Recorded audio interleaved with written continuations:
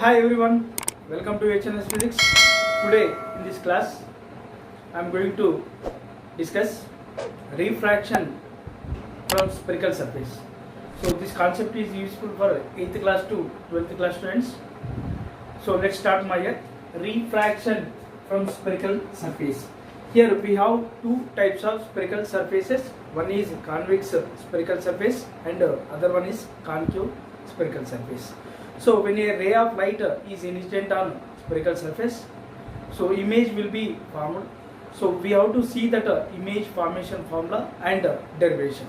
So that the image formation formula is mu2 by v minus mu1 by u equal to mu2 minus mu1 by r.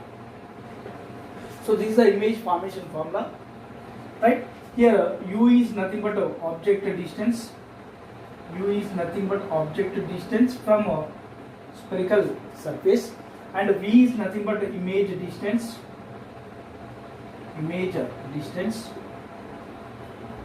And R is nothing but radius of curvature of spherical surface. R is nothing but radius of curvature of spherical surface. Radius of curvature. Next, mu1 is nothing but a refractive index of rarer medium. Mu1 is nothing but a refractive index of rarer medium. And mu2 is nothing but a refractive index of denser medium. So this is the denser medium refractive index. So this is the formula. Now we have to see the derivation. Image formation from convex surface or concave surface. Here I am taking a convex surface.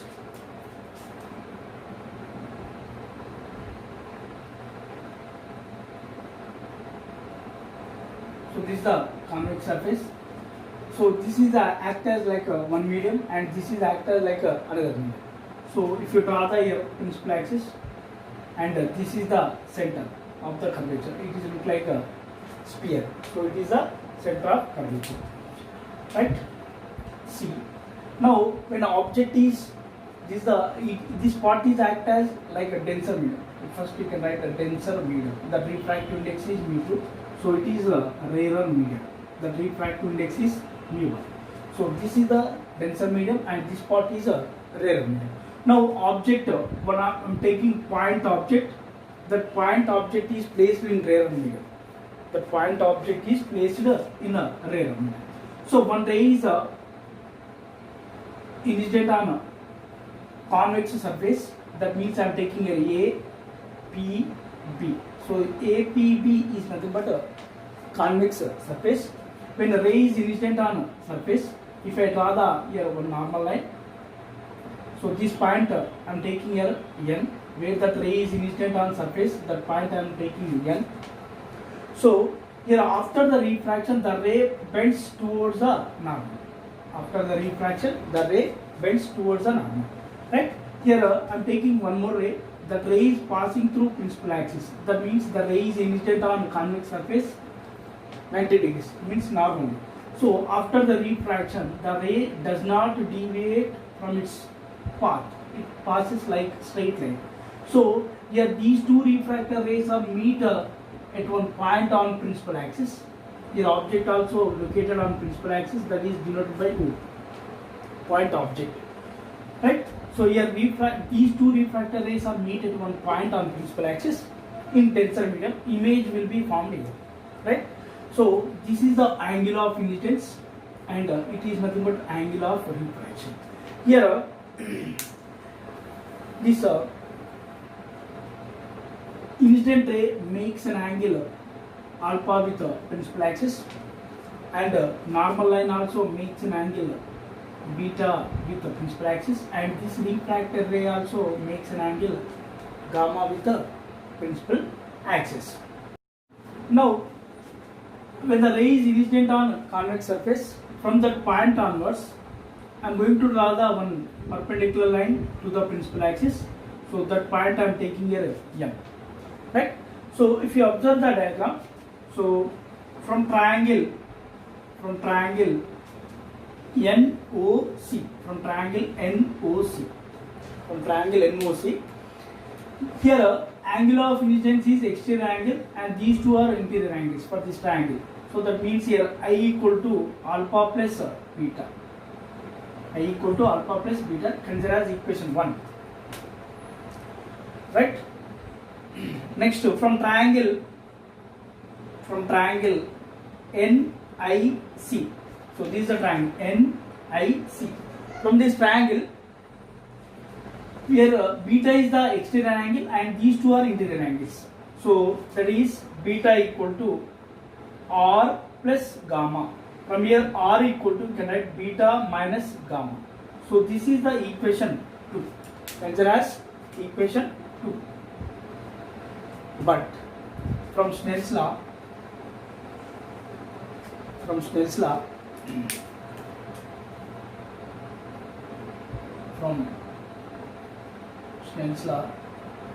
so that is mu1 sin I equal to mu2 sin R. mu1 sin I equal to mu2 sin R. But suppose all the rays are paraxial. Paraxial means, so for example, this is a convex surface, right? When the rays are paraxial means when the rays are passes near to the principal axis. When the rays are passes near to the principal axis.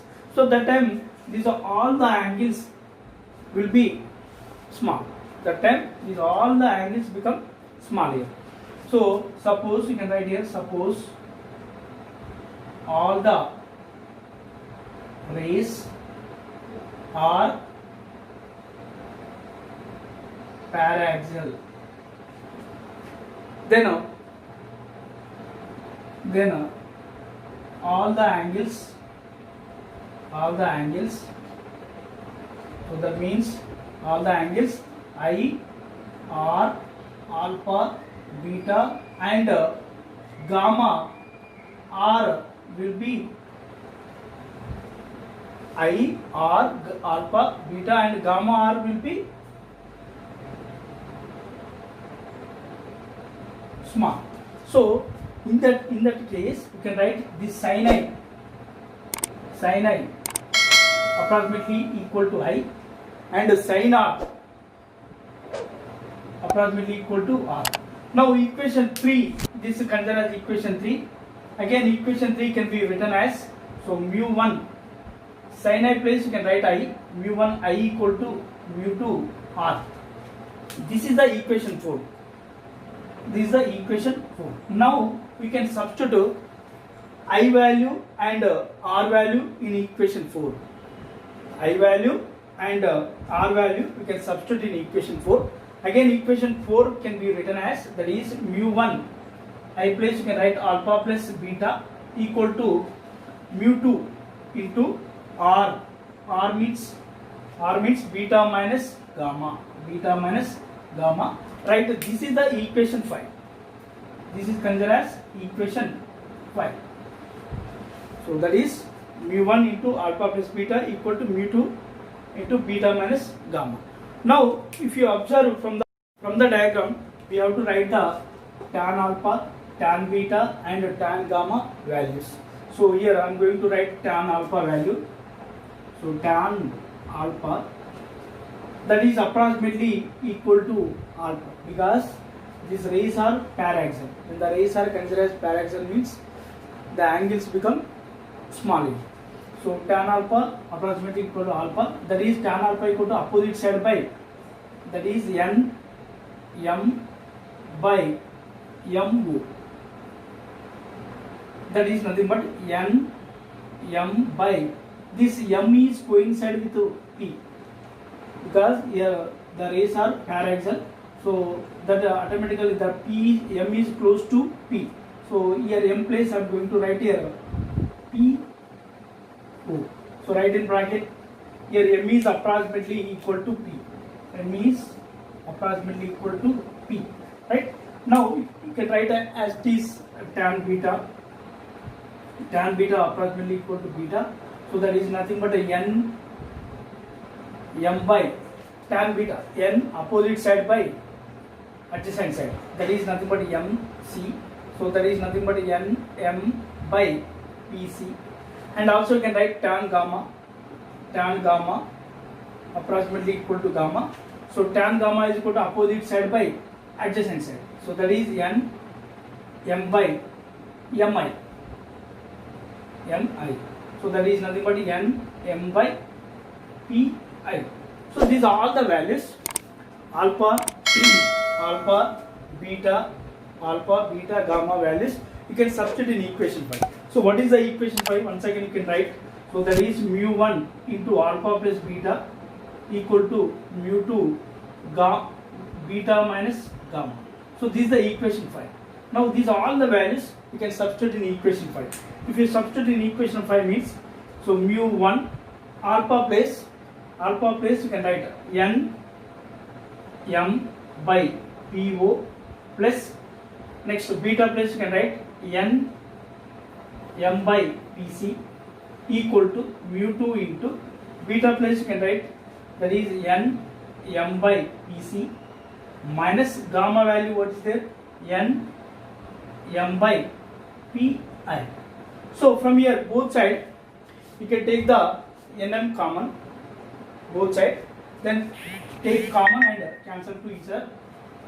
Then equation what we will get here, that is mu1 by PO plus mu1 by PO plus mu1 by PC equal to mu2 by PC, next mu2 by Pi. So here this term I am taking left side, and this PC term mu1 by PC you can send right side. So if you take this left side means that is become plus mu2 by Pi and plus here mu1 by PO equal to mu2. Here PC is the common, then take PC common. So finally you get mu2 minus mu1. Right? If you observe the diagram where Pi is nothing but image distance, that is denoted by V, and PO is nothing but object distance, it is denoted by U, and PC is nothing but radius of curvature, it is denoted by R.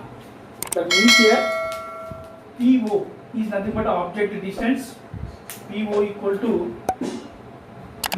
minus U, and Pi is nothing but image distance, that is denoted by V, and PC is nothing but radius of curvature. Now these all values you can substitute in equation. Then you finally mu2 by V plus mu1 by U, but where U is nothing but negative. So mu1 by U equal to mu2 minus mu1 by R. So this is the image formation formula. Mu2 by V minus mu1 by U equal to mu2 minus mu1 by R. So this is the image formation formula when the object is placed in rarer medium. So when the object is placed in rarer medium, image will be formed in denser medium. If object is placed in denser medium, then what about image? So image will be formed in rarer medium. We'll see. So when object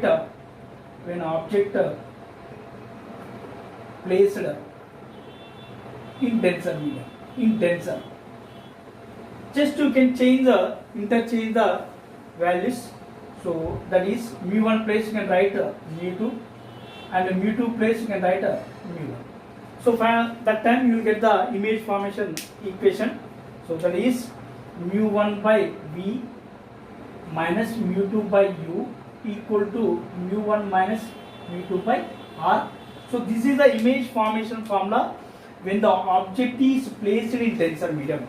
When the object is placed in denser medium, that time you will get image formation formula, that is mu1 by V minus mu2 by U equal to mu1 minus mu2 by R. So if when the object is placed in rarer medium, image is formed in denser medium means mu2 by V minus mu1 by U equal to mu2 minus mu1 by R. So this is the image formation formula or refraction from spherical surface, right? For more videos, for more information, follow my HLS physics classes. Thank you for everyone.